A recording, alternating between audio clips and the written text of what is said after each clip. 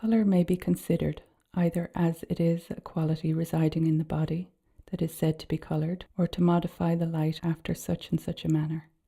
or else as the light itself, which so modified strikes upon the organ of sight,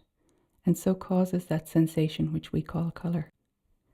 and that this latter may be looked upon as the more proper, though not the usual acception of the word colour, will be made probable by diverse passages in the ensuing part of our discourse. And indeed it is light itself, which after a certain manner, either mingled with shades or some other ways troubled, strikes our eyes, that does more immediately produce that motion in the organ, upon whose account men say they see such or such a colour in the object. Yet because there is in the body that is said to be coloured a certain disposition of the superficial particles, whereby it sends the light reflected or refracted to our eyes, thus and thus altered and not otherwise, it may also in some sense be said that colour depends upon the visible body, and therefore we shall not be against that way of speaking of colours that is most used among the modern naturalists, provided we be allowed to have recourse when occasion shall require to the premised distinction, and to take the more immediate cause of the colour to be the modified light itself, as it affects the sensory, through the disposition also of the coloured body, as that modified the light may be called that name metonomically, to borrow a school term, or efficiently, that is in regard of its turning the light that rebounds from it, or passes through it into this or that particular colour. I know not whether I may not on this occasion add that colour is so far from being an inherent quality of the object, in the sense that it is wont to be declared by the schools, or even in the sense of some modern atomists, that if we consider the matter more attentively,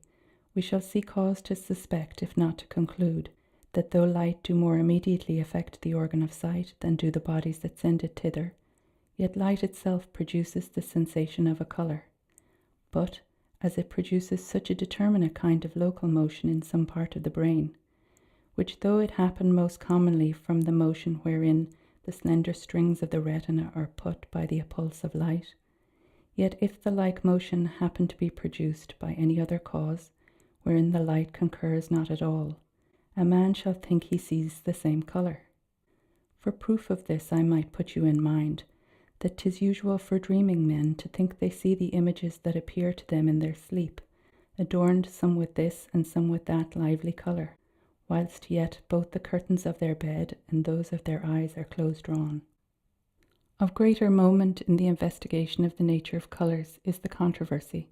whether those of the rainbow and those that are often seen in clouds before the rising or after the setting of the sun, and in a word whether those other colours that are wont to be called emphatical ought or ought not to be accounted true colours. I need not tell you that the negative is the common opinion, especially in the schools,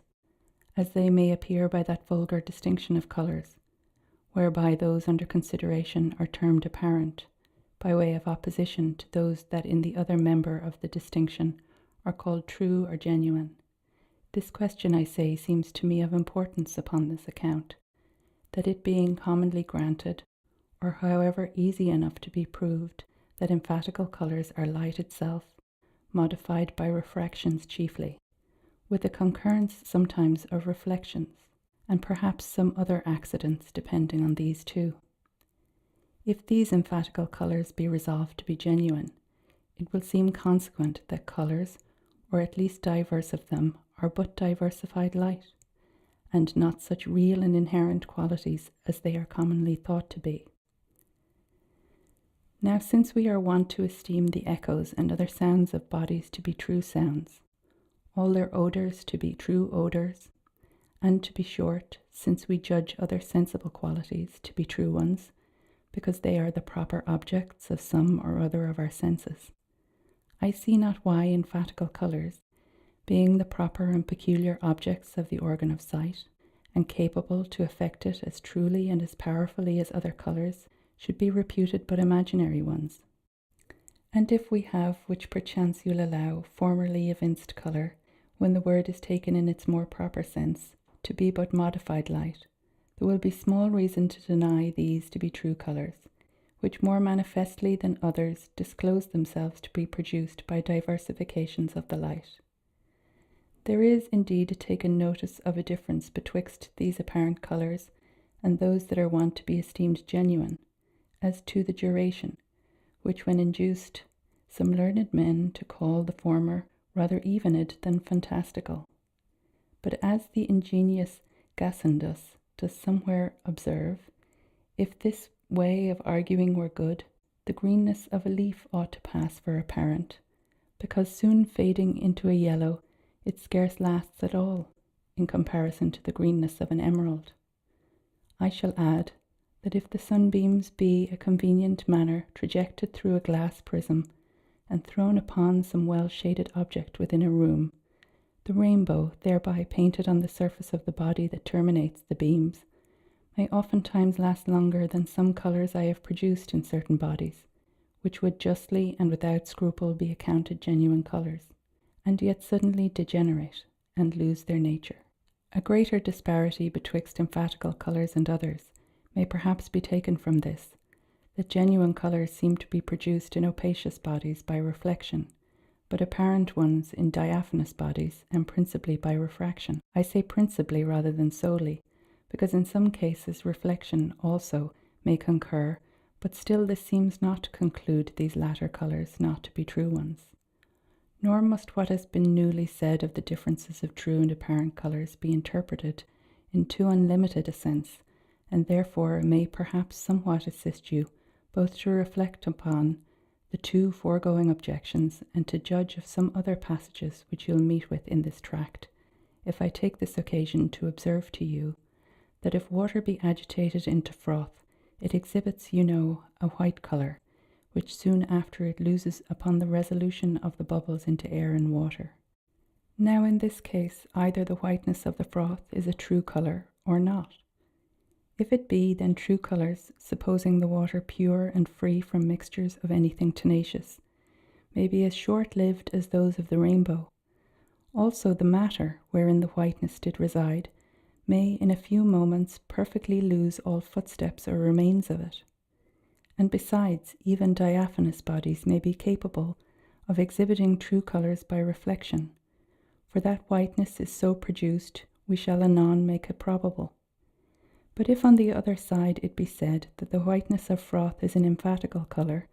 then it must no longer be said that fantastical colours require a certain position of the luminary and the eye, and must be varied or destroyed by the change thereof, since froth appears white, whether the sun be rising or setting,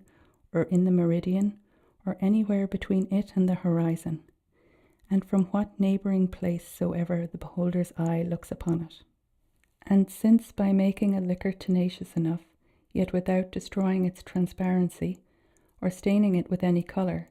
you may give the little films whereof the bubbles consist such a texture as they may make the froth last very many hours, if not some days or even weeks, it will render it somewhat improper to assign duration for the distinguishing character to discriminate genuine from fantastical colours. For such froth may much outlast the undoubtedly true colours of some of nature's productions, as in that gaudy plant not undeservedly called the marvel of Peru. The flowers do often fade the same day they are blown, and I have often seen a Virginian flower, which usually withers within the compass of a day. And I am credibly informed that not far from hence a curious herborist has a plant whose flowers perish in about an hour. But if the whiteness of water turned into froth must therefore be reputed emphatical, because it appears not that the nature of the body is altered, but only that the disposition of its parts in reference to the incident light is changed, why may not the whiteness be accounted emphatical too, which I shall show anon to be producible barely by such another change in Blackhorn? And yet this is so easily acquired whiteness, seems to be as truly its colour as the blackness was before, and at least is more permanent than the greenness of leaves, the redness of roses, and in short than the genuine colour of the most part of nature's productions. It may indeed be further objected that according as the sun or other luminous body changes place, these emphatical colours alter or vanish. But not to repeat what I have just now said, I shall add that if a piece of cloth in a draper's shop, in such the light being seldom primary, be variously folded, it will appear of differing colours, as the parts happen to be more illuminated or more shaded, and if you stretch it flat, it will commonly exhibit some one uniform colour, and yet these are not wont to be reputed emphatical. So that the difference seems to be chiefly this, that in the case of the rainbow and the like, the position of the luminary varies the colour, and in the cloth I have been mentioning, the position of the object does it. Nor am I forward to allow that in all cases the apparition of emphatical colours requires a determinate position of the eye, for if men will have the whiteness of froth emphatical, you know what we have already inferred from hence. Besides, the sunbeams projected through a triangular glass after the manner lately mentioned will upon the body that terminates them paint a rainbow that may be seen whether the eye be placed on the right hand of it, or the left, or above, or beneath it, or before, or behind it. And though there may appear some little variation in the colours of the rainbow, beheld from differing parts of the room, yet such a diversity may also be observed by an attentive eye in real colours, looked upon under the like circumstances. Nor will it follow that because there remains no footsteps of the colour upon the object, when the prism is removed, that therefore the colour was not real, since the light was truly modified by the refraction and reflection it suffered in its trajection through the prism, and the object in our case served for a specular body to reflect that colour to the eye, and that you may not be startled, Pyrophilus, that I should venture to say that a rough and coloured object may serve for a speculum to reflect the artificial rainbow I have been mentioning. Consider what usually happens in darkened rooms where a wall or other body conveniently situated within may so reflect the colours of bodies without the room that there may very clearly be discerned and distinguished, and yet 'tis taken for granted that the colours seen in a darkened room, though they leave no traces of themselves upon the wall or body that receives them, are the true colours of the external objects, together with which the colours of the images are moved or do rest. And the error is not in the eye, whose office is only to perceive the appearance of things, and which does truly so, but in judging or estimative faculty, which mistakenly concludes that colour to belong to the wall, which does indeed belong to the object, because the wall is that from whence the beams of light that carry the visible species do come in straight lines directly to the eye. And here let me observe a thing that seems much to countenance the notion I have been recommending, namely that whereas diverse parts of the sky, and especially the Milky Way, do to the naked eye appear white, as the name itself imports,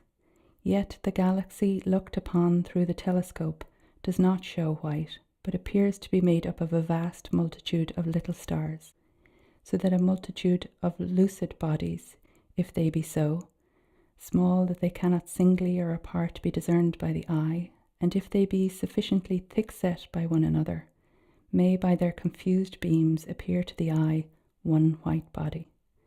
and why it is not possible that the like may be done when a multitude of bright and little corpuscles, being crowded together, are made to send together vivid beams to the eye, though they shine but as the planets by a borrowed light.